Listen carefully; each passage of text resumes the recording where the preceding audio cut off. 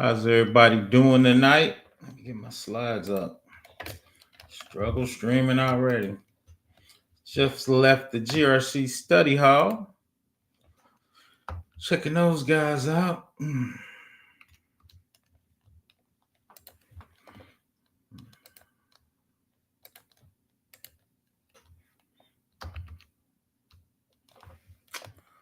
Let's see. You know how we do it. Oh, shout out to Excel Pro. Glad you could join me. Hit the like button.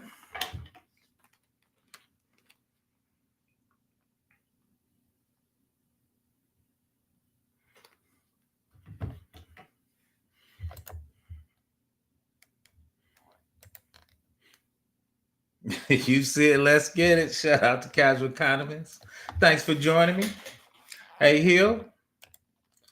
Shout out to GRC Study Hall. I just left those guys looking at NIST 850. Talking about training, which was interesting. Rania, glad you can join me.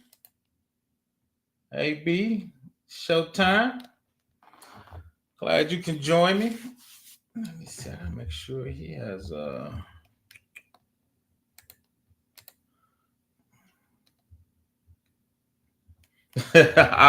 always getting a little better. Getting a little better. So glad y'all could join me. I'm gonna hit the PE family. You see it right there, physical environmental protection. That's one of the I would say easier family. The reason it's easier is a lot of people are up in the cloud, so we're gonna inherit a lot of that from Azure, GCP, or of course AWS. Uh, Shout out to Regine. So we'll look at one of the AWS spreadsheets to look at the PE family to see what we can inherit from AWS. So appreciate you, Octavius. At the gym, I need to be at the gym. I just been eating too much at Thanksgiving. I got to get it back together. I'm in Indiana. It's 15 degrees here. I couldn't quite make it to the gym. Shout out to Brian. Glad you can join me. So let's get it. Slide on over. We're going through the NIST 800-53 families. So I'm sure I got a picture of it. So this is our standard AWS architecture. Obviously, that would be in an AWS data center that has physical connections. We're going to talk things about power to redundancy, DR, making sure nobody can tap into your DR site while you're moving data.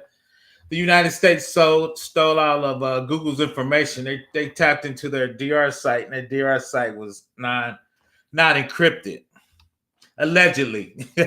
Allegedly. So let's put that out. So once again, this 800-53 catalog of security and privacy controls. United States federal. I try to do a lot of federal work. That's what I specialize in. Information systems, except those related to national security. NIST stands for National Institute of Standards and Technology, which is a non-regulatory agency of the United States Department of Commerce. NIST develops and issues standards, guidelines, and other publication to assess federal agency, and FISMA, which stands for the Federal Information Security Modernization Act. Trying to modernize everything. Here's our 20 families. And we just crossed over to the other side, which number 11 will be physical and environmental protection. Once again, it's going to be super short because most people are up in the cloud. And even if they do have on-prem data center, most of their stuff is hybrid. There's very few people that run their own data center anymore, which I think is a good thing. Here's the 23 families. We're just going to talk about 5 of them. We're not going to delve into each one, but I put out I think the high priority of the 5. So once again, the 1 is always policies and procedure, physical access authorization, physical access control. A lot of times those 2 are badges, thumbnails. We Mission Impossible. As you walk with your gate, we can notice your walk pattern and open it up. So there's a couple ways to do that. Access control for transmission.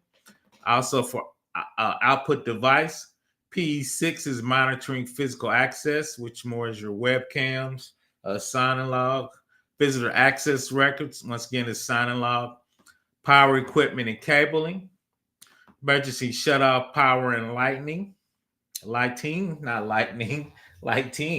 fire protection, environmental controls, water damage protection, delivery and removal, alternate work site, location of system components, information leakage, asset monitoring tracking, electromagnetic pulse protection. Uh, Mission Impossible, get that EMP, we got to block it. Component marking and facility location. The cool thing, once again, and we'll look up I brought up the spreadsheet, and we'll look at inside Excel and look at the AWS features for these and what we could inherit from their SSP, which is their system security plan. So once again, if you got any questions, just put them in the chat. Tech or cybersecurity, we can definitely get to it. So PE1, once again, we're just gonna go over 5 of these. We're not gonna get too crazy with it. Then once again, we'll delve into the Excel spreadsheet of their SSP and kind of look at what we can inherit from AWS, because that's their area of shared responsibility, would be the data center and those 22 controls. Physical environmental protection policies and procedures to address the controls in the PE family that are implemented within the system. The risk management strategy is an important factor in establishing policies and procedures. Procedures contribute to the security and privacy assurance. So I'm just going to hit that main paragraph. 2, physical access authorization. Approve and maintain a list of individuals with authorized access to the facility where the system resides. Issue authorization credentials for the facility access. Review the access list detailing authorized facility access by individuals. Defines frequency, I believe, for the IRS is a year. Remove individuals from the facility access when they are no longer required. Physical access authorization applies to employees and visitors. Individuals with permanent physical access authorization credentials are not considered visitors. Authorization credentials include what we talk about: ID badges, identification cards, and smart cards. Organization determine the strength of authorization credentials needed consistent with applicable laws, executive orders, directive, regulations, policy standards, and guidelines. Once again, the IRS will have some, NSA will have some different, FERPA for education, CGIS for FBI. Right there, I have their what they believe is their security requirements for that list. So let's see what's going on. Oh, let's see. Okay. Thank everybody for joining me. It was delicious. PBL got to start to diet in 2025. We'll be better. We better be talking about man traps. Dwight, I've only been in one man trap in my 30 years in IT. I've only been in one man trap. Of course, I set it up too. I didn't do it quite right, but we definitely talk about man trap. I think man traps in here, but Dwight, only the top probably 3-4% of companies are going to have a man trap. You talk about high level, like I said, and I've only been in one man trap. DOD didn't even have a man trap. I wasn't in their FedRAMP High, but in our local, we didn't have a man trap. PBR, I'm studying for the AW stuff. Congrats. Me too. So I need to get studying on that. Let's see how they AP. Thanks for don't give me those woke tires. Shout out to that. EMP, let's go. We got blocked EMP. Don't enjoy Cop Stream. Let's see. Shout out to Larry. Definitely always supporting. Let's see. Get on there, Larry. Respect. But yeah, I'll drop the link in a little bit. Dwight, I've only seen one man trap. So that's highly sensitive. Shout out to Space Tacos.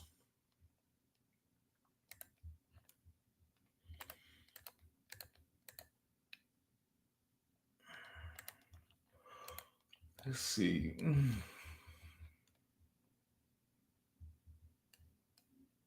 All good. Shout out to the wife. Glad she could join us. So let's get back to it. Let's see. My grandma way too much. Yeah, facts. I got to get it together. So let's keep rolling. I think I'll leave that up on the screen. So yeah, let's see. Physical access controls. Force physical access, exit points to the facility where the system resides by verifying individual access from granting access to the facility, controlling ingress and egress to the facility, which is just in and out. Part of that is guards, maintaining physical access. Physical access control applies to employees and visitors. Individuals with permanent physical access authorities aren't considered visitors. Physical access control from publicly accessible areas may include physical access control, logs, records, guards, or physical access devices, barriers to prevent movement from public accessible areas to non-public areas. Organizations determine the type of guards needed, including professional security staff, system users, administrative staff, physical access devices, including keys, locks, combination, biometric readers, card readers, physical control systems comply with log orders and directives. Organization has the flexibility in types of audit logs employees. Audits can be procedures, automated, some combination therefore. Physical access points can include interior access points to systems that require supplemental access controls or both. I think that's where the man trap would go, Dwight, in PE3. Access control for transmission. Control physical controls within the organization facilities using defined controls.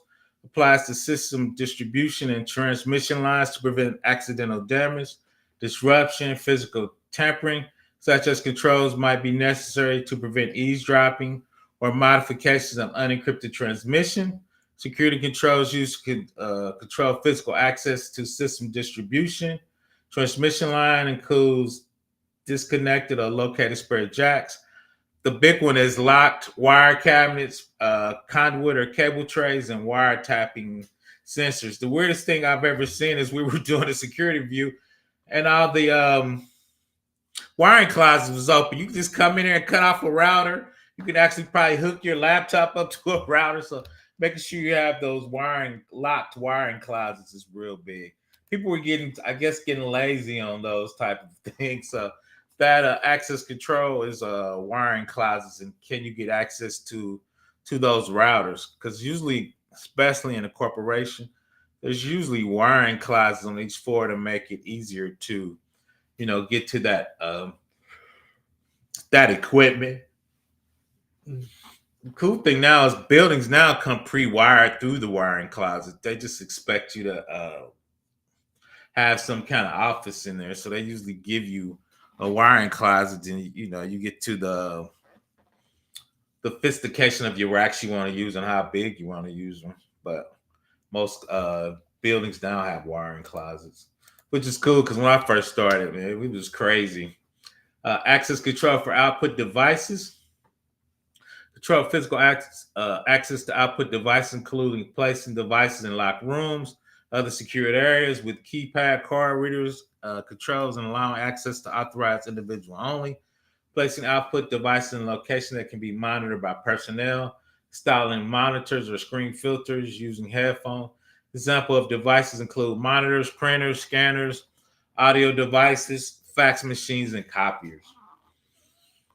So a lot of times, if we were printing uh, stuff, we have our printers in a certain room. Even though everybody on the floor can get to them, you would have to get a badge in to get on that floor, right? So that's how you control it. Let me bring that up. Oh, I don't think I had it up already. So let me get to that real quick. Like I said, I think it's gonna be pretty short, especially for me. We're gonna go to AWS and look at Let's see. Can I get you? I killed the connection. Let's bring it back up. Oh, that wasn't it. So once again, let me drop the link, which is physical access a lot of times is,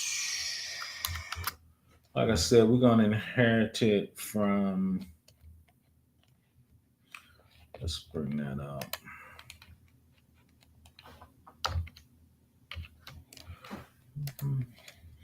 Once again, if you got any questions, why can't I see that tab? Is that the tab? Yeah, I think that's the tab. There it is. Drop the link. Mm-hmm.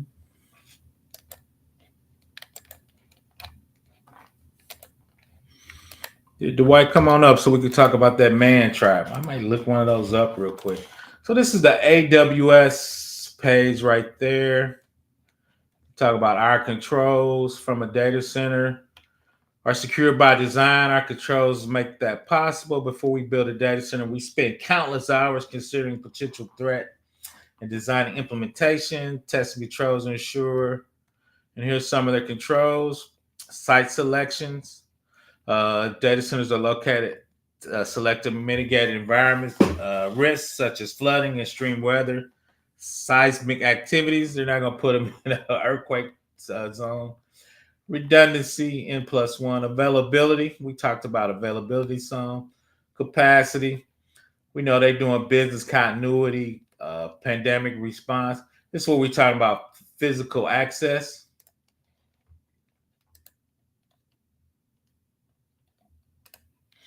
Let's see, question. NIST 800-53R5 for federal information systems. That is correct, but you see a lot of private companies in that area. I work for, I used to work for a consulting company, and that consulting company, they did IRS work, right? So they were trying to get IRS business. So private companies trying to get, because IRS is doing a ton of modernization. Shout out to Chris Whitlock. CMC, which is DOD new security checks. So a lot of private companies are trying to get that CMC federal work. But yeah, that's definitely it. CMC is a subset of 800-53. CGIS is a subset. IRS Pub 1075 is a subset. But yeah, so you get a lot of federal systems and you get a lot of state systems because the state reports to the Fed. Like if you health and hospital for a state, you report to the Fed. Department of Revenue, report to the IRS, which is Fed. But yes, 800-53 is a federal systems. But I always tell people they're just security checks, right? So I think, you can use, I usually do 800-53 when I work for private companies because I just think they have the most comprehensive security checks. Even though they're for federal systems, we just talk about hardening a system, GPOs, Active Directory, AWS checks. They're just physical checks, right? Once again, I think the Fed is the most comprehensive, so that's why I like it. Once again, we hit the AWS site, physical access. That's what we're talking about, the PE controls. Employee data access, we was talking about that. I'm sure AWS probably got a man trap. Third-party data center access, AWS Gov Cloud, right? They got a government data center with just government clients. There's no private client in AWS Gov Cloud. The reason why is everybody in there has some kind of security requirements. Even though you're in commercial, you could be doing security next to PBO Rib Shack with no security, right? So the Gov Cloud makes sure everybody in there is a government client. You have to be referred to there, and you have federal requirements. Once again, in their data access center, we looked at their monitoring, logging, access log, physical access to AWS data centers, log, monitor, and retain. AWS correlates information gained from logical and physical monitoring systems to enhance security on an as-needs basis. Talking about monitoring, they provide 24/7 global support by monitoring data center access activity, equipping local teams and other support teams to respond to security incidents by triaging, consulting, analyzing, dispatching. surveillance and detection. We was talking about the CCT data center entry points, multi-factor authentication, security staff utilizing surveillance, entries in server rooms are secured with device that sound alarm to initiate an incident response if the door is forced open or held open. Intrusion detection. I'm looking for Dwight's man trap in here, so we're gonna see if it's in here. Intrusion detection. Once again, multi-factor, gaining access, force open without authentication or held the door open. Once again, you got door alarms, device management, immediate destruction, operation support. We talked about power. Our data center electrical power system is designed to be fully redundant and maintainable without impact to operation 24 hours a day. They got climate and temperature, fire detection, leakage detection. In order to detect presence of water leaks, AWS equips data center with functionality to detect the presence of water. If water is detected, mechanisms are in place to remove water in order to prevent any additional damage. Infrastructure maintenance, so they got equipment maintenance and environment management. Let's see, governance and risk, ongoing data center risk management, third-party security attestation. So those are some of the things in there. And let's look quick at the spreadsheet with the SSP on it so we can delve in there straight cash. Let's see. Maybe up, no problem. Once again, I'll drop the link if anybody want to come up.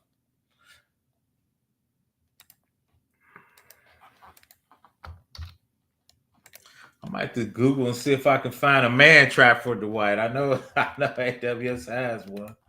Let's check it out. Stop. Let's see. Window. Okay, there it is. Let's make that a little bigger for me, the old people. So if you look at the top, this is AWS Service and Customer Responsibility Matrix, aka the Share Matrix. I did a sort on the controls. I did a sort on the PE controls. So when we do our SSP as a company, right, is a shared responsibility. So Amazon, since we're in their data center, PEs are their shared responsibility. So if we look at PE2, physical access to all data centers and housing IT infrastructure components, you're restricted to authorized data center employees, vendors, and contractors who require access in order to execute their jobs. Right. So then they got area access management. All entrances to the data center, including main entrance, loading docks, roof doors, hatches, are secure with intrusion detection. You just can't land a drone on there and try to sneak in. So shout out to them. I got to search for a man trap. But so once again, when we do our SSPs, we were actually just reference AWS PE2. And a lot of times I just cut and paste their AWS responsibility. A lot of times I just point to it. Sometimes I just cut theirs and put it in mine and just say AWS responsibilities. And you see right on theirs, the customer responsibility. I could fill in my companies where we got a like we talked about, we have a closet where we hook up to connect to AWS, but we don't have our data center. So I would just say we are in our closets. You know, we have badges to get in. It's locked. We have guards before you get in the building, so that would put our customer responsibility. So right, our responsibility versus AWS. But once again, we're inheriting AWS because we're using their data center, and that's where all our data is at. So let me see if anybody got any questions on that. QQ. I read the federal agency must comply within 1 year a new revision release. Who's responsible for confirming that has happened? Usually that's you as a federal agency. Every year you have to do an assessment and send those assessments to your oversight agency. So when we did the IRS, we would go through whatever those new requirements were that year. And obviously it'll be an 800-53. It'll be a new family or something. So we would add our our customer response for that new requirement in our spreadsheet and send it off to the IRS. Every 3 years, the IRS will come on site to validate what we put in there was true. But yeah, every year we do a on-site assessment and send it off to the government agency, and usually they review it. And usually they ask you what has changed. So if you come out and you had high marks, they trust you and say, okay, this has changed, this is something new. Then we're kind of, once again, this is a new requirement, this is our new responsibility, and how we're doing our internal assessment on it. Let me make that a little bigger. Can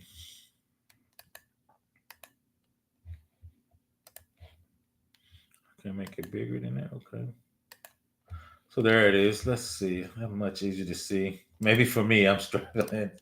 So yeah. So once again, the physical access, that will be their AWS response for PE2. Let me scroll over to PE2 right there. So we went through our, we showed the PEs. We was in the P3. So that's their response for PE2. And once again, we would put our customer response.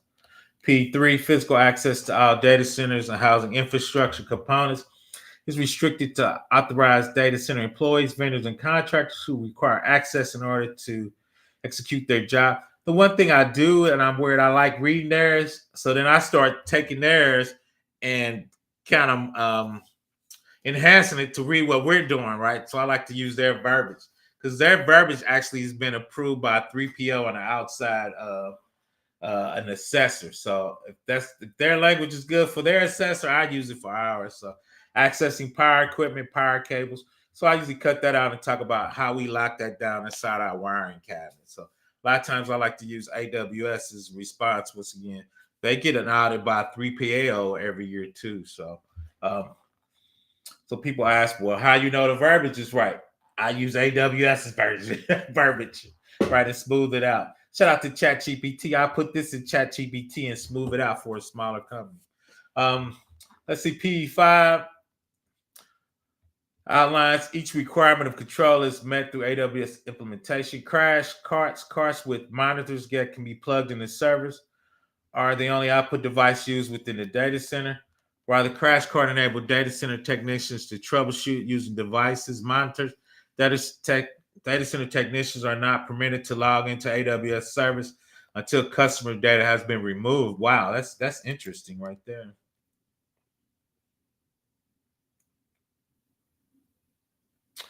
So they're technicians, the guys that fix machines, but I'm sure they're DBAs and stuff logging in boxes. So they probably have their roles and responsibilities split up for that. So that's kind of interesting.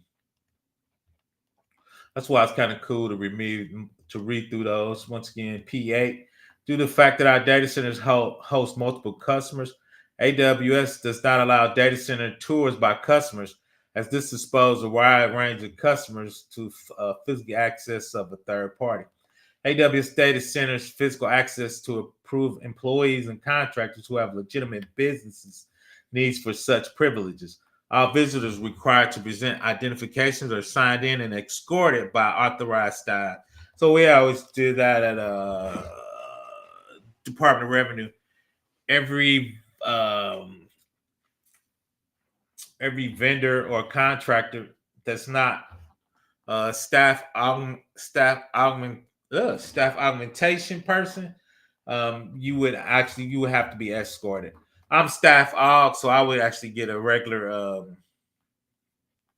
badge from the Department of Revenue that says I come there every day. I've got my background check, right? So theoretically, I'm a contractor, but I'm staff aug, right? So I'm really like staff on site. So which is weird because I came every day. I never went to the consultant company. So physical access to all AWS centers or housing IT infrastructure. Environments used for delivering AWS services are managed by. Let's make that a little bigger. Includes procedures around access, marking, storage, transportation, and sanitization. Live media transported outside the data center secure zone is escorted by authorized personnel. So, once again, that's the PE. Those are the controls we would inherit from AWS when we fill out our system security plan. So our vendors will say, okay, they're in AWS. they're using AWS controls. They're inheriting them. Once again, our customer responses, and me and Chris talked about, we're using thin clients, right? So we're using BDI inside AWS. So we just hired thin clients. We're actually connected to AWS for our desktops, right? So we would put that in there from a physical implementation where all we're using the desktop really up in AWS, so we really don't have data on site or data even in our thin clients. Right? What can we save? What can we write out? We can't write out to a physical USB drive, so that's us locking it down.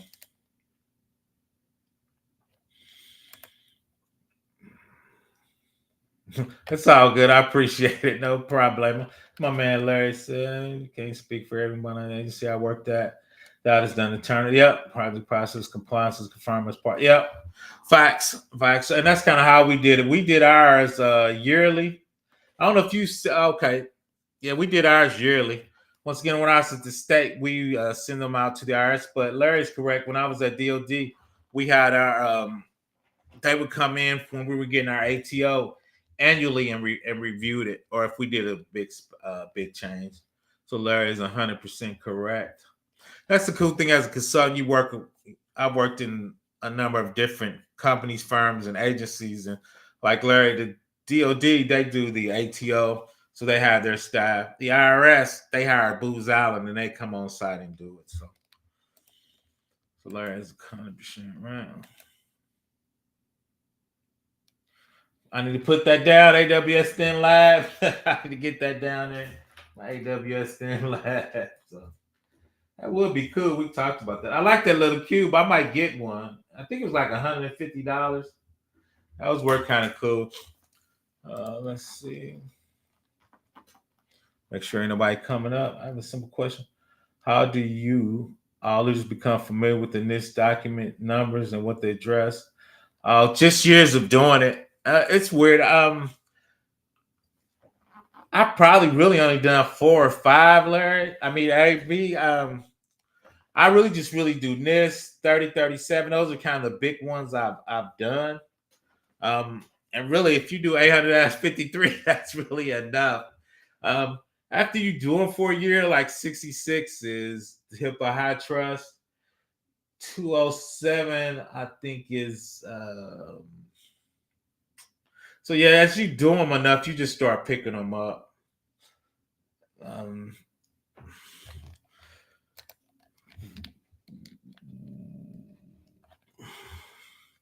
that's all I had. I'll hang on a little longer. Once again, P's kind of something we talk about, something from SSP, uh, filling out your, especially, I saw your questions in the Discord, AB. Those were getting your cloud practitioner, getting your cloud certs. I have 4. So that definitely help you with your GRC because I would say, and I probably do tomorrow, and I haven't scheduled it. Tomorrow at 6, I'll do AWS Security Hub. Then I probably do third party risk. Most of your third party risk in this, or if it's done in the cloud. Most vendors are now going to be in AWS or Azure. You get a few in GCP. I got a 1 or 2 in Oracle Cloud, but most of them are going to be in Azure, and most of them are in both, right? So if you do Splunk, they got a version you can run in the cloud. AWS, they got a version you can run in Azure. The big vendors are going to be in both. So definitely from a GRC perspective, I tell people pick cloud. They're pretty similar. Once again, I was at DoD. They were moving heavily towards AWS at first. So that's why I started getting, and as a Java guy, most of Java apps were done inside AWS. I think, and I'll let Larry chime in on that. Excuse me. Ooh. I think most government agency or vendors are going to go multi-cloud. They're going to do what their developers like in AWS. And off your Office 365 and that's always going to be in Azure. So I think you're starting to get multi-cloud. When I was at the state, they were definitely multi-cloud. Some agencies like AWS, some agencies like Azure. So the state of Indiana was definitely multi-cloud, and different agencies ran what they like. So then you as an agency, you gotta be able to send files or communicate with agencies into their cloud of choice.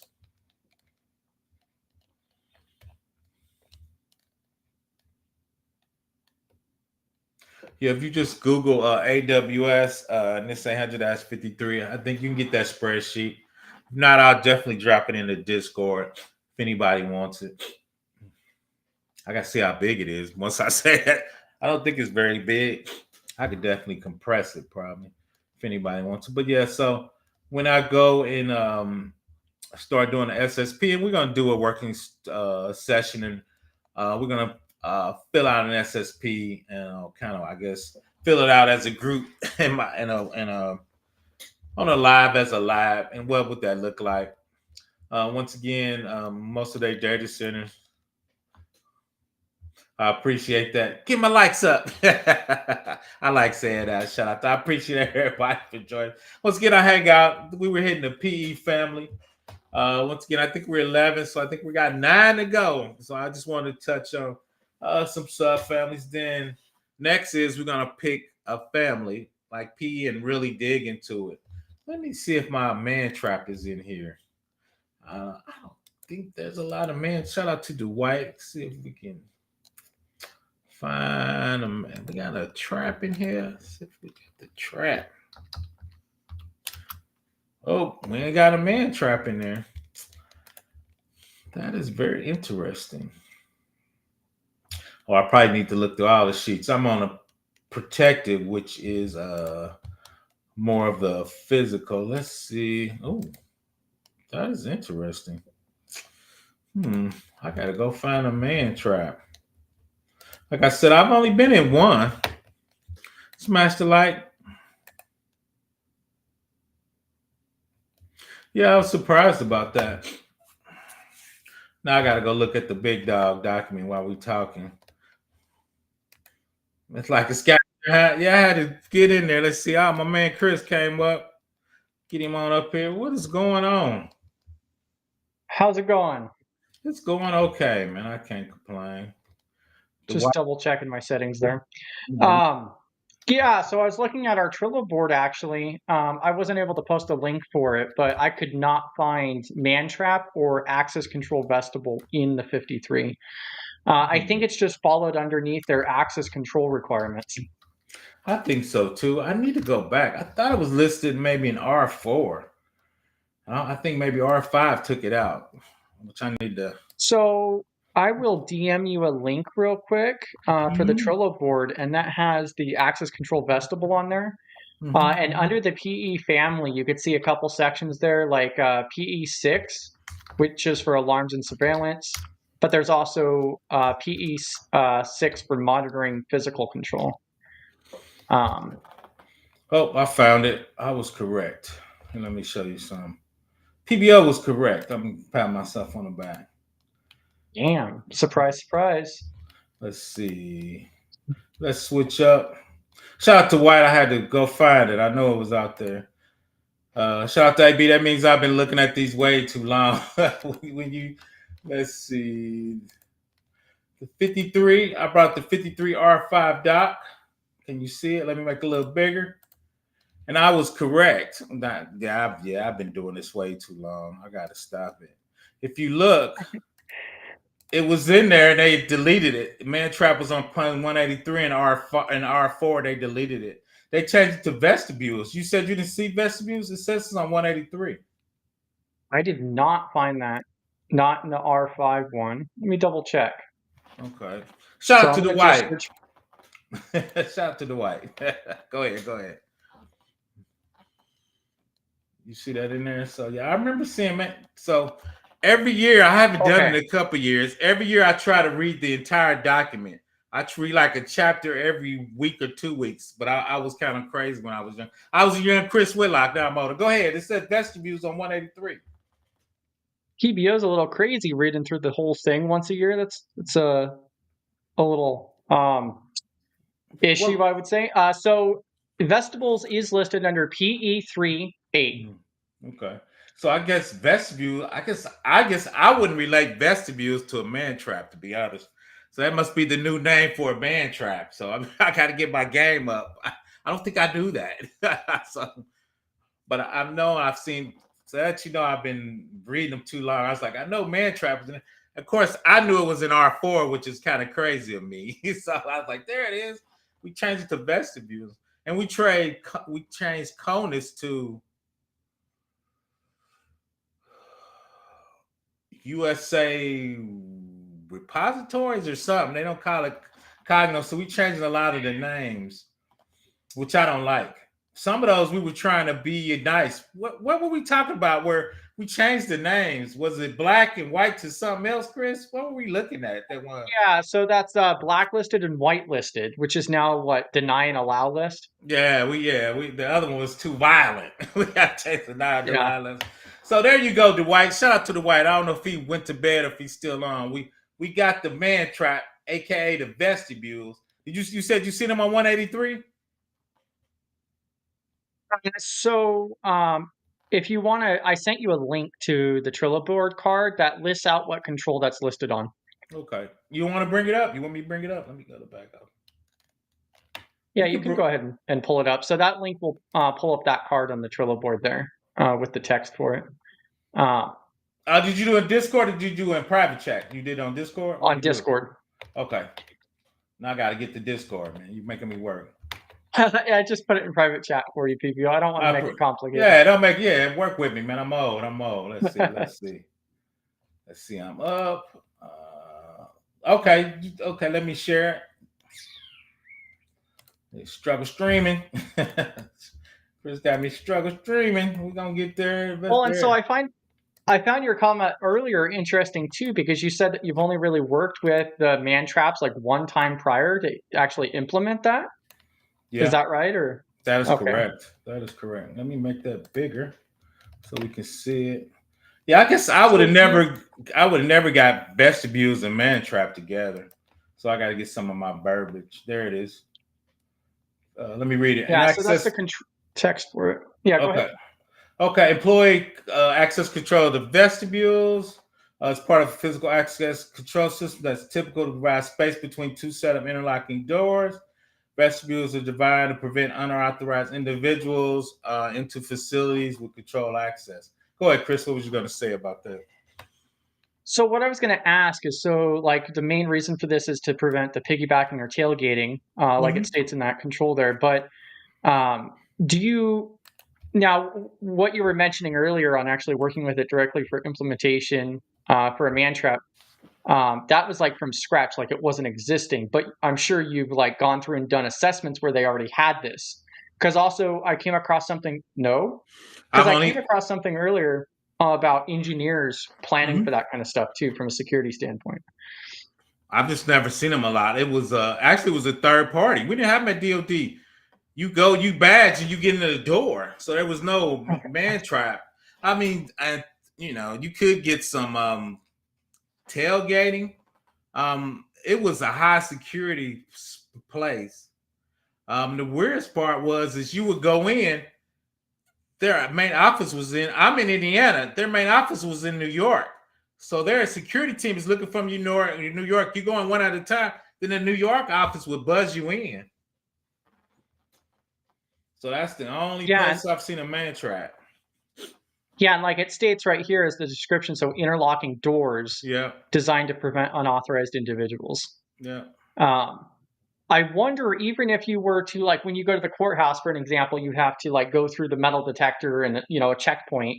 That's not a man trap. That still wouldn't qualify. So I find that kind of interesting. I just think those are super secret high areas. I just, like I said, and two is I think it's kind of new, so I just think, and two, if you need that level of security at DoD, we had armed guards. So when you come in the building, you have to bash to get in the building through an armed guard. So I think they believe that armed guard is going to cut down a lot of that type of stuff. But Well, and it now, also states at the very bottom right there, or partially automated, i.e., using security guards to control the number of individuals entering the containment area. But that's still not, that's to help with automation, not fine.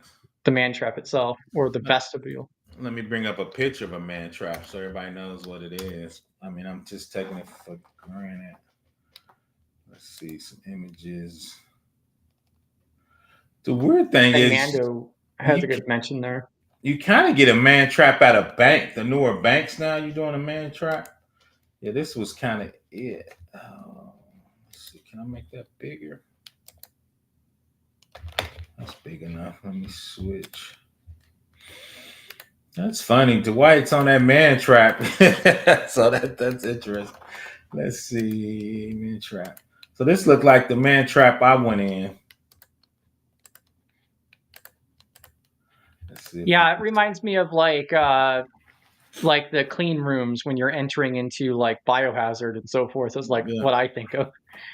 Yeah, and it's weird. The weird thing about it though is their main office, I'm in Indiana, was in New York. That would buzz you in. Got him. You got him. I don't want to say what Ty works about him. I guess a roundabout would be close to that. I guess for me, the roundabout's not quite close because theoretically you can have multiple people go in it. This, if multiple people go in it, they're not going to open the other side of the door. So, and two is you got a time limit to actually buzz yourself in, or it actually locks the back door. I actually locked myself in. I dropped my card, so they had to do something in New York to reset the doors. It was crazy. I'm like, oh my god, I got nervous. so yeah, that's a little. There's different. also that photo there with the arrows. I think those arrow. Oh, you want to go on other things and see the other man traps, or Well, I was just thinking that photo right there, that the sixth one over, oh, shows arrows like for the access control portion. But yeah, yeah, because it's designed to where only one person goes through at a time. yeah. But if more people get in there, you're locked. You can't go. They won't open up the other side of the door. So, which was like I said, I've only been through one of those. Even when I went to DC, we didn't even go through a man trap when I was at DC. But they had armed guards. They had soldiers with M16s when you walked in. So that's a different level. Yeah, and that could be one reason why, because they didn't really feel that they needed it. Because I mean, yeah, different circumstance. Yeah, different level of security and what you got in the building. But yeah. Yeah, because they don't even really have this like at prisons, I don't think. No, So. it's so specialized, and I'm sure they're probably expensive as hell to build. They probably got the room bulletproof. They probably got 4x8s in it. They probably got a whole nother level of security in there. Then the CCTVs Now, in there. So I'm probably going to get the term wrong, but a skiv room. Yeah. So would you see this being something implemented for something along those lines? I've never been in a skiv. Probably. Really? Wow, that's more concerning, actually. No. Because I was in DoD finance. When you talk about skiv, maybe Larry has. You talk about high level data, man. They just don't. Probably my boss. I think I'm interviewing him. He had a top secret. I think he had top secret lie detector tests. Even those are time. I've never been in a skiv. I've talked about skivs. I've never personally been in a skiv, and I've been into 6 DoD locations, but they mostly was finance. I've been in Cleveland. There was one in Florida. Where was it at in Florida? I've been Cleveland, Kansas City. I think I've been in 6. Cleveland, Kansas City. There was 2 in Kansas City. So yeah, I've probably been in 4 or 5, or maybe not 6, but I've never been in skiv, and I've never went through a vestibule. Let's get the new terminology right. The vestibule. I'm messing it up. Yeah. Vestibule. I'm calling it a fruit. I can't get it out. But yeah, okay. Let's see what Larry said. I know he's been in there. When I enlisted, we would have to get debriefed by our intel unit prior to the mission. in order to get someone that had a verified ID outside of a main door, they let you in a small room with cameras. Was that considered a vestibule, aka man trap, though, Larry? Yeah, I'm like you. I've done that before, but I've never been in a man trap. Like I said, I've been into probably 4 DFAS locations, which is DoD finance, but not a skiff. So I also wanted to clarify for everybody else too. So a SCIF, so sensitive, compartmentalized information facility. There was recently like a talk or something else that was recorded that I watched recently that talked about the certification requirements to actually certify a SCIF.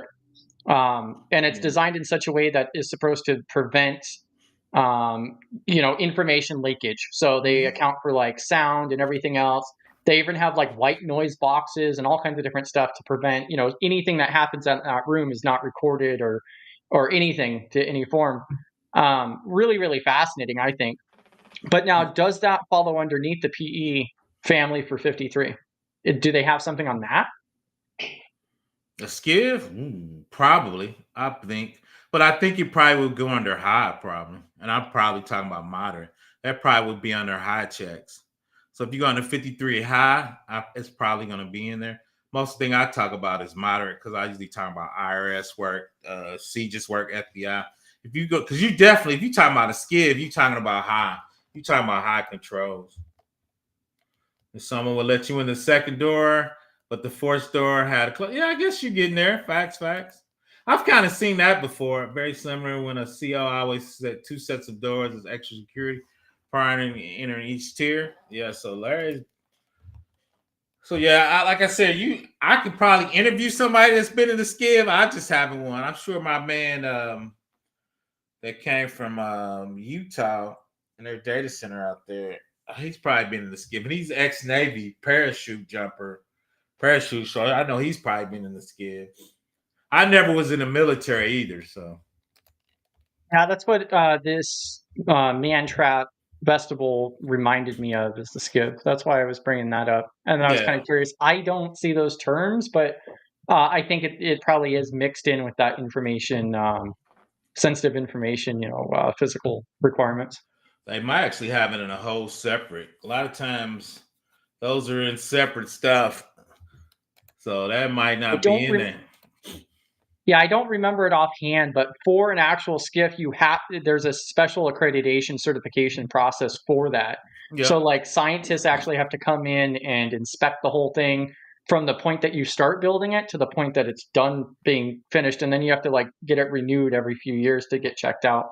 Yeah. It's really, really fascinating. Yes. Pretty rare though.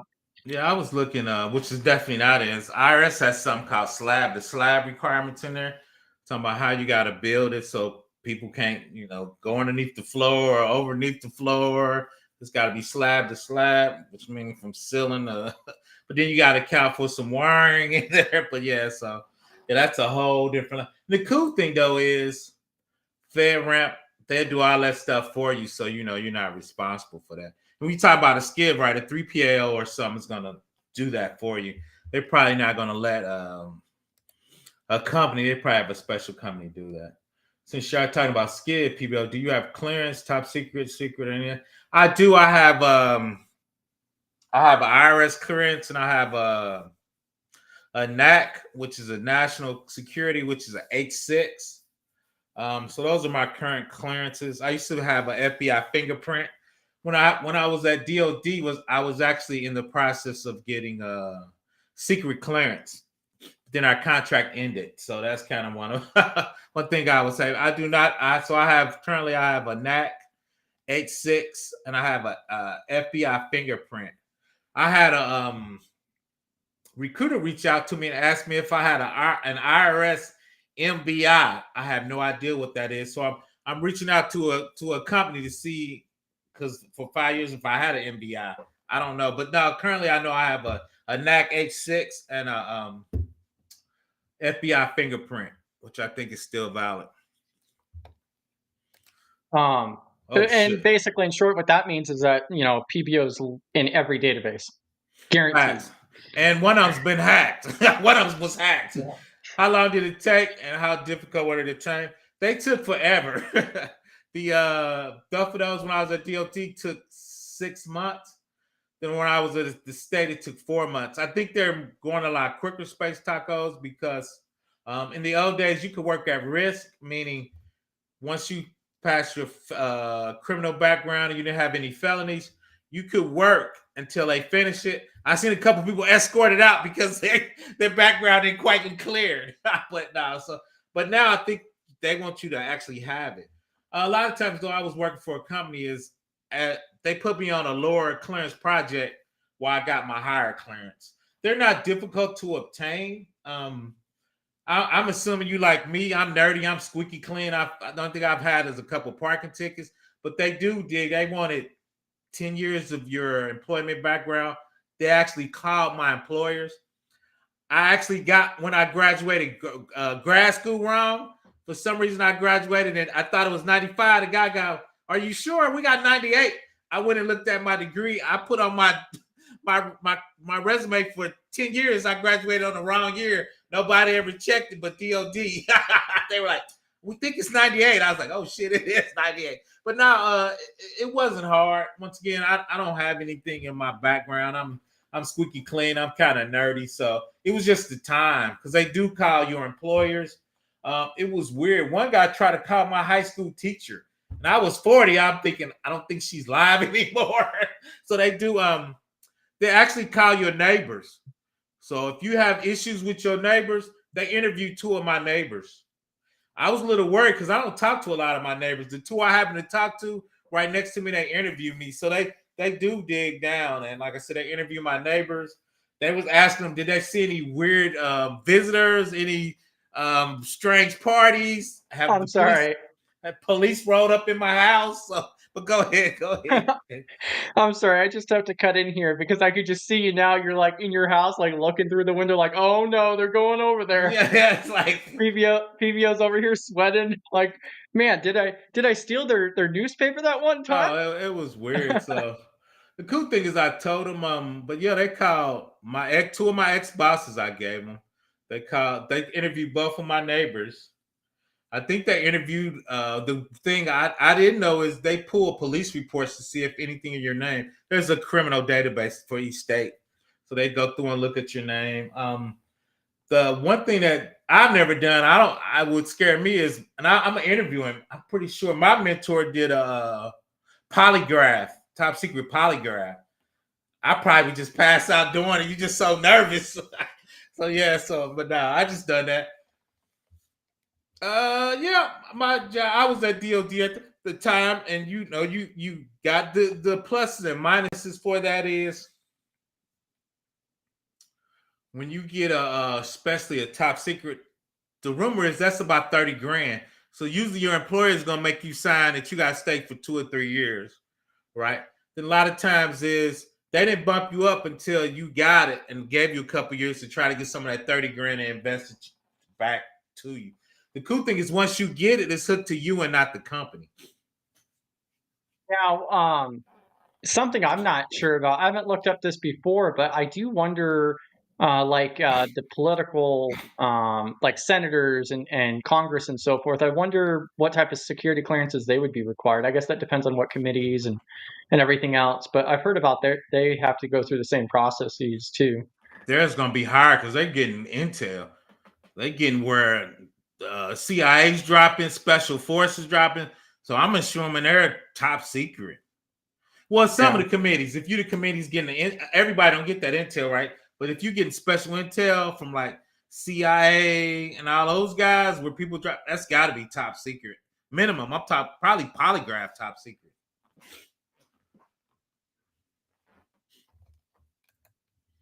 Yeah, and one of the things that AB asked is if you have to pay for that out of pocket or otherwise. Who asked that? I didn't see that. I think AB did a minute ago. Oh, I do see. you have I to see. pay for a security clearance? I see it. Oh, let me see. Let me go. I think I missed a whole bunch. Let me go up. Okay, there it is. Skip people do it. Yep, the clearance. I got that. How long? They take like 3 to 6 months, minimum.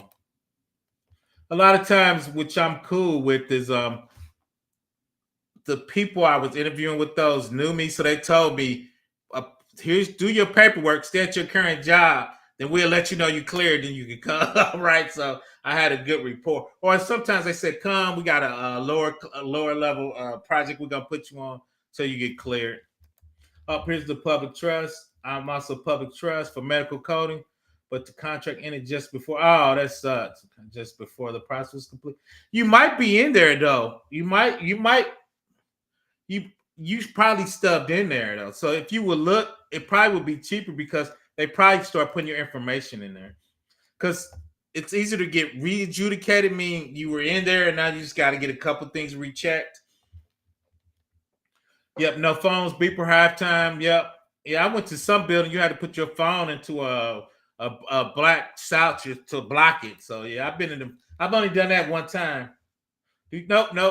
Do you have to pay for security? Nope. The company that's hiring you usually pay for the clearance, but they make you sign 2 or 3 years. If you leave, then you have to pay the clearance back. I always tell people by the time you get cleared and you get some job experience, it'd be 2 years and you can leave when you want though. But usually if they get the clearance, they know they need to pay you accordingly to that clearance because they know that makes you more valuable. I actually work with a couple, I ain't gonna call them dumbass, but rockheads that were Navy SEALs. They were the only ones who could get in the building. They would go in there, we would call them and tell them what to do, but they the only one could get in certain government buildings because they were Navy SEALs. So they had a polygraph technical high. My boss did it. I never worked with him, but he said you go there and you call them and they call out and you just walk them through what they need to do because you couldn't get in the building. Yeah, and somebody in Discord was talking about security clearances. Is like one of the things that they mentioned is like they got hired onto a company and they just worked in the front half of their facility until their security clearance passed, and then they actually went to their actual job. So they were working like in the front of the facility, in the not in the public area, basically, until their security clearance passed, and then they got moved to their actual position. Yeah, that's kind of what I said. Low clearance would be in the front. A lot of times, most of the buildings I work in, it's all one level. So if you, because the government's lazy. So if you actually have to differentiate what clearance you need and what's that, then certain people could go. Everybody just get the highest clearance you need to go, and we don't have to worry about that, right? Then we just worry about. Oh, you got to patch it. Yeah. So then the thing we got to worry about is least privilege for your job, but doing that with your security clearance was too much. So everybody get the same security level, and you don't have to worry about it.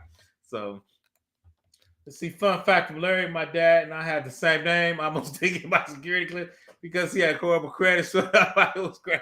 Yeah, I think my cousin, I'm John, his is Juan. So we would get confused. I was like, now look at that. That's Spanish John. I'm English John. Right. So I was with you, Larry. I used to get, I was like, no, that's Juan, not John. That's Spanish John. So I'm with you, Larry. I had a few issues with that. I want to say top secret is 5. I want to say NAC is 3. I might have that in reverse. It's 3 to 5. Then 2 usually, I know it's 5. Then usually on 4 years, they would just start your re-adjudication. I think it's cheaper because all your information's in there. So whatever new happened in that last 3 or 5 years, that's the only part they would have to re-adjudicate. So I'm gonna say secret is 5. I think top secret might actually be 7. I think I told this story before. This one guy was an S.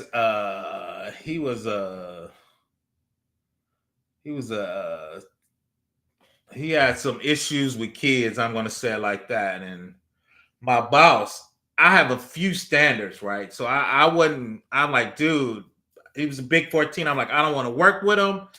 I heard what he did, and my boss goes, take a deep breath. I'm on it. I'm like, the crazy thing, the ACLU was supporting him. So what my boss did, it was a genius. I said, that's why he's in 13. I go in, he said, Hightower got to take care of. I said, what you do? He goes, I promoted him. I'm like, what do you mean you promoted him? He goes, when you get promoted, you got to get re-adjudicated. I go, that's a brilliant move. So all that stuff in his background came up. So I was like, because once again, you only get re-adjudicated every 5 years. So it was 2 years before that happened. So my boss was trying to figure out sometimes, and Larry tell you, sometimes it's hard to fire people when the government. Once you get in there, that's why it's a good job. But shout out to him, though. I might interview him. He promoted him. I was like, oh, that's brilliant, because then he got rejudicated in the background. Then he got fired. But I was always perplexed. Everyone needs to sign off. Hope you have a great. I appreciate you. Oh, Secret's 10 years. TS is 5 years. Okay, I was close. Yep. Damn. 510. Yeah, I was with you guys. When he first said it, I was looking at him funny. You can't kid women and you gotta leave little kids alone, man. That's my only. If two dudes want to fight, man, I'm from the hood, man. Y'all can kill each other, man. Best man win, man. That's my favorite show. We say, may the odds be in your favor, man. So that's all maybe the odds be in your favor. So, but no, so that was it. So let's see the vestibule. I can't even get it out. I got to get it in there for.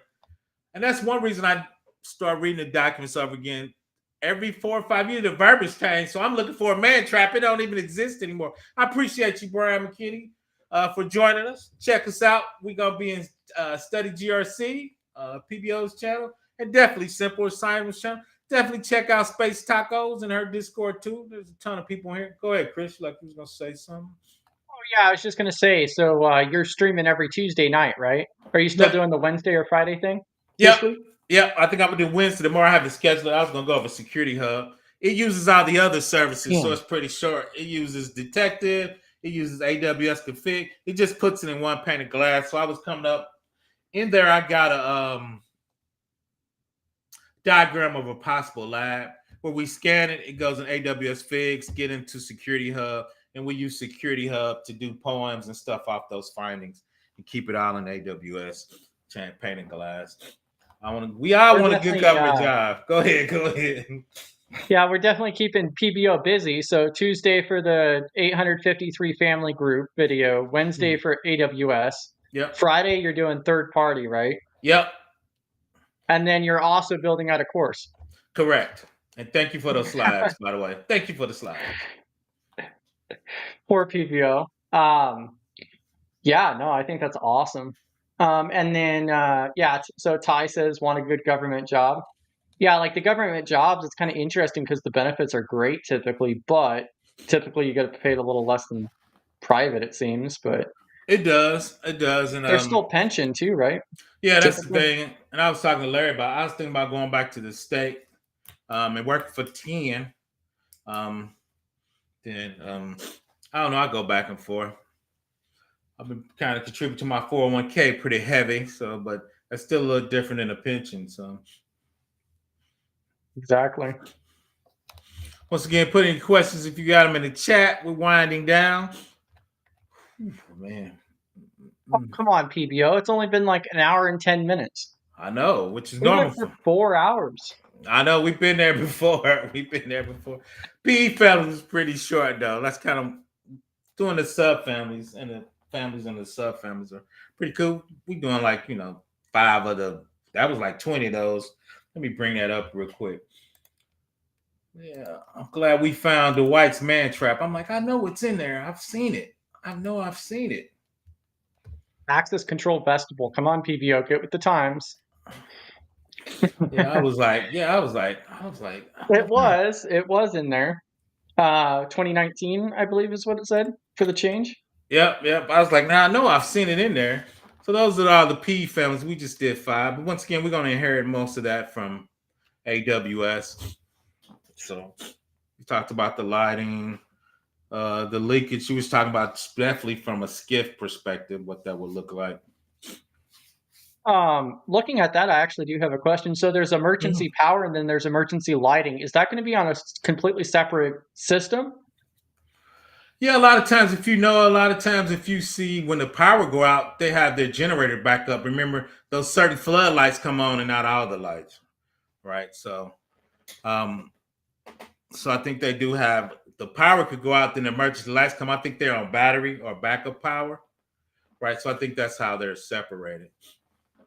So like that lighting system only works when the backup power comes on, or the emergency power. Yeah, that I find kind of interesting. Yeah, now that you mention it, I was like, yeah, it's weird how sometimes they why is that separate? But yeah, when you brought it up, Yeah. Yeah, because like up here in the north, when we lose power, we could freeze to death. So we actually have like generators and so forth, but we don't have like a separate, circuit for anything. it's weird. I went to the coolest thing I ever seen one. They actually had diesel power generators. They were the size of a semi truck, and it was diesel gas, and they could run it for a week on it. That was the craziest thing Wow. I ever. That's why I was like, wow. I was like, wow. So they were fire, and they test them once a year. I think around Christmas they would shut off everything and make sure the diesel would fire up because they would shut down for 2 weeks. They would shut their plant down for 2 weeks, and they would run that test while they shut down and clean up and do some power stuff and send everybody home. Could you give an example of PE16 delivery and removal? I don't think I've looked at that one before. Uh, Bring it up in the Trilio. I'm thinking that delivery removal for us would be paper files in the data center, and if we needed to take the disk out and get a hole drilled in them for destruction, because we had to get an attestation for that. So I think that's what that delivery and removal. Okay, I see.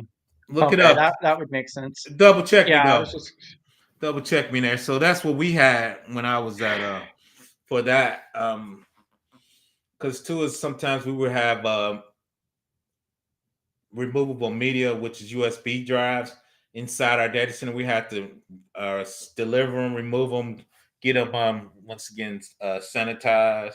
But sometimes we would have to get stuff delivered to you, so and taken out. So once again, special driver, everything has to be signed.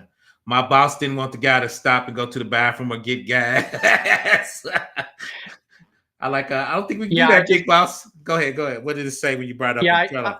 yeah, you're spot on. So Okay. authorize and control system components entering and exiting the facility and maintain records of the system components. Yeah, yeah. So yeah, you're spot on. I was kind of curious because that was kind of broad, I thought, No, for delivery and removal. the sad and good thing is if you sign up for my course, you too will be an expert SME in there. It takes a while, and that's why it's weird. When you read them once a year, you just start remembering it. Because once again, it's not rocket science. I've been actually doing 53 probably for 15 years, off and on, pretty consistent. So let's see. Shout out to Space Tacos. Give me a shout. Let's see. Benefits at government seems to be spectacular so far. Shout out to Space Tacos, living spectacularly. Benefits okay, not Dang. great. Larry's like, nah, Space Tacos, you try to trick me, but it's relative. It's relative. Pay $0 for my parade of medications. I'm happy. Now, facts, I got good benefits. So I worry about if I ever get fired. I'm like, PBO's on not a lot of medicine. I call them the typical old black guy. Blood pressure, hypertension, my A1C a little high. But the standard stuff. Best benefits is I work from home, still earn more time off than I can use. Facts, make it over six figures. Shout out to Larry. He's a high value man. He knows what I'm talking about on YouTube. He's a high value man. Don't leave my house. Pitching at 65. You have to try pretty hard to get fired. Facts, you almost have to stab somebody to get fired. Plus, government workers are typically old and comfortable. I won't say like facts. Easy out facts. I agree with that 100%. That's my next set of goals. Shout out to Space Taco, living her best life. I might have to get back into the game. But now, like I said, I've done most of these checks in SSP at least 3 or 4 times. So, and part of that is the IRS. We had to check those off. And part of getting reviewed on site by Booz Allen is they ask you those questions, right? We had to have that plan. We had to have that documentation. And my boss, I'm going to interview him, is NSA. He's kind of tight about everything. So I'm a little more looser. He'd be like tight. So he's like, I don't want him to stop and go to the bathroom or get gas. I'm like, Tony, I don't think we can do that, man. We gotta let the man go to the bathroom. But so now those are interesting conversations. Oh, So, and that's one thing. that's actually Go ahead. yeah. A real quick story here. So now that you mentioned that, I actually I had a family friend that ended up working for the for like the treasury. And literally what they did is they transported cash in a semi truck to different locations and so forth in the United States. So definitely high risk, ex-military. They're more well equipped than you would ever imagine. So yeah, they don't mess around at all. Armored trucks and everything else, you wouldn't even be able to notice what they look like. Um, but yeah, like they were only allowed to, a lot like an armored truck for a bank or otherwise. They could only stop at certain locations. If they go outside of their zone, it actually like sets off alerts on a system because of GPS. Yeah. Always having to check in, just like military protocol and so forth. Really, really restricted. And then like they always had to have one person in the vehicle. So like only one person could go use the restroom at a time. They could never leave the vehicle alone. So yeah. So those are cool things, especially when you're in management meetings and people are talking about it. So different stuff comes up. I'm like, you ain't gonna let him go to the bathroom, Tony? What if he gotta go, man? We just talk about IRS data, man. It's like crazy. You'll steal some tax returns, but shout out to him. Don't have to interview him. He was super tight about that. So those were interesting conversations. And the other part of that is we had a warehouse with tax information. So one of our greatest fears was if a tornado went through and it ripped the building off, we could have tax forms floating out on the highway. So the crazy thing is we were like, well, we hope the building catch on fire so it would burn out. So what we did though is my boss came up with that is we put they were like racks of boxes. We put the boxes inside of a cage. So if the roof ripped off, you would have to blow the cage off and you would have to somehow separate the cage, even if the cage went blowing down the street. So once again, mitigating control, and you just start making stuff up. And I'm like, what's the odds of then the thing is he brought up is okay, the odds are 3%, 5%. You can get the odds of a tornado in your area. What's $2 of chicken wire worth, right? For that 3%, right? So we went on and did it, right? So you start balancing stuff out like that. That's actually kind of interesting how you mitigated that. Yeah, so it was kind of cool. My imagination just played a whole action heist movie about an insider who's trying to steal one of those semi trucks. Yeah, you wouldn't think that stuff actually happens, but they do have to transport the money somehow. And honestly, it's absolutely insane. But yeah, they are very, very well equipped. Like I've seen like military convoys moving around in California, for an example, like San Diego, that are less equipped than they are. Oh yeah, 100%. And like you said, they got mitigated control, and they got ex-military people that is, as they say, is about that life. So if you could, you better be coming with the proper force. If you just come with a little 22, that's not going to end well for you. The family friend that I know that was doing that, he worked for that probably 12 years, I think, before he retired out of it. And they only ever had one incident, which they ended up actually T-boning a car going through an intersection. And but I mean, he was always hyped up. He's like, "Oh, is this going to be the day?" kind of thing. Always prepped. But yeah, that story was actually kind of interesting because they ended up T-boning a vehicle in an intersection, and they kept driving. And so literally, they had law enforcement, like cops, behind them, and they weren't stopping. They're like, "Nope, not doing this." And they had to get permission to actually stop. I'm sure there's a news article. I'm sure. Yeah, like it's weird. Like you would think if you T-bone, call somebody, we could call the local authority for you, right? You got to have that mapped out. Yeah. But those are kind of scenario we talked about: mitigating control, incident response. So you got to kind of walk through that. That's cool, Todd. Just ring me tomorrow. Hit me up tomorrow. But thank you for all the value that you add to PBO. And I look forward to your stream tomorrow as well. I'm going to go ahead and hop off here in a second. That's cool. I'm about to end it. We'll take next couple minutes, throw your questions in there. We'll get them in there. But so now thanks for coming up. But yeah, PE is kind of one of those usually quick. This is, of course, excellent conversation, but usually one of those quick things because most of these now with the cloud, we're going to inherit most of those. We looked at the spreadsheet of those controls we inherited.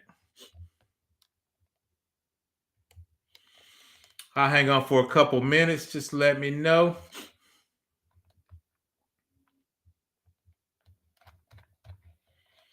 Once again, I appreciate everybody for joining me. You'll see it. I'll do my AWS tomorrow at 6. I'm gonna do the probably in the morning. I'll do the thumbnail tomorrow. I'm lazy today. I'm struggling. So we hit that tomorrow. Then of course I'll do my third-party risk. We're just gonna talk about the different compliances, kind of like we talked about with AWS. How will you inherited AWS SSP? How you inherited a FedRAMP SSP or FedRAMP documentation from a vendor, and using that inside your evaluation for third party. So I look for software that has FedRAMP documentation, NIST documentation, SOC 2, Type 2, SOC 1, SSAE 70, which is old, right? But looking at those different compliances, attestations, certification that they have as a vendor, and how do you use that inside your third party assessments to help that go quicker, right? A lot of times,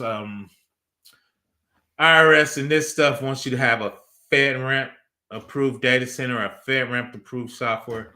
Where can we find that? Where do we look it up? And how can we request their package?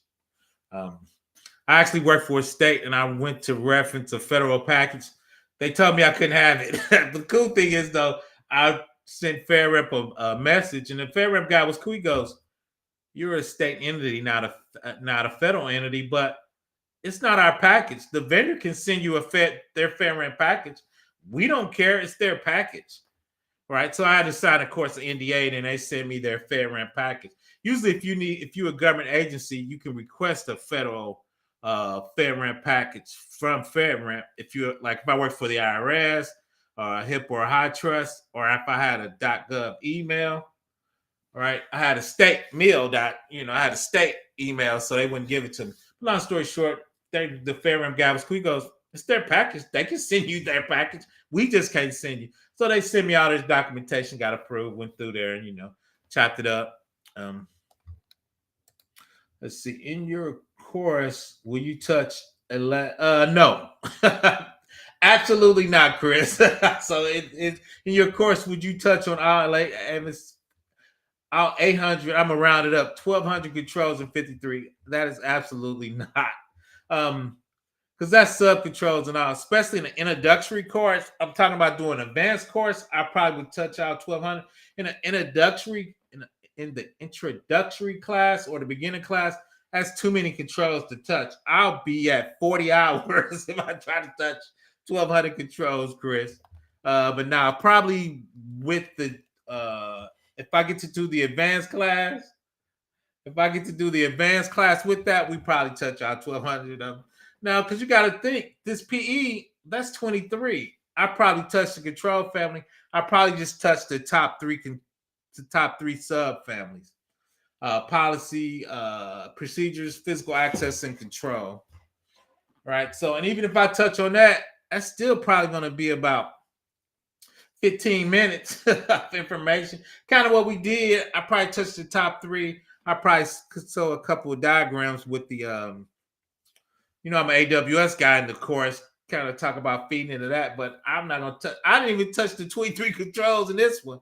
Now, granted, we took a lot of calls, but I think we were still at just talking about 5 with hardly any questions just at the start, because I think we was at 35 or 40 minutes.